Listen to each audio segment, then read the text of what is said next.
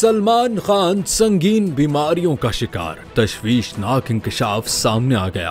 बॉलीवुड के सुपरस्टार सलमान खान का एक से ज्यादा संगीन बीमारियों में मुब्तला होने का इंकशाफ सामने आया है, जिसके बायस वो शादी का फैसला नहीं ले रहे। बॉलीवुड के दबंग हीरो सलमान खान ने the great Indian Kapil Sharma show में अपनी संगीन बीमारियों का तस्करा करके मद्दाहों को हैरान परेशान कर दिया। सलमान खान ने शो के दौरान इंकशाफ किया कि कई खतरनाक बीमारियों में मुब्तला होने के बावजूद अपना काम जारी रखे हुए हैं। शो के मेजबान कपिल शर्मा ने सलमान खान से उनकी शादी न करने से मुतालिक सवाल पूछा था, जिस पर सलमान खान ने जवाब दिया कि हम रोज हड्डियां तुड़वा रहे हैं, पसलियां टूट चुकी हैं, ट्राइजेमिनल न्यूरोलजिया के साथ काम कर रहे हैं, दिमाग में एन्यूरिज्म है, इसके बावजूद काम कर रहे हैं, एवी मेलफॉर्मेशन भी है, फिर भी चल रहे हैं। सलमान खान ने जिन बीमारियों के नाम लिए ये बहुत खतरनाक और जानलेवा हैं। मद्दाह अपने महबूब अदाकार के बारे में ये सब जानकर तशवीश में मुब्तला हो गए।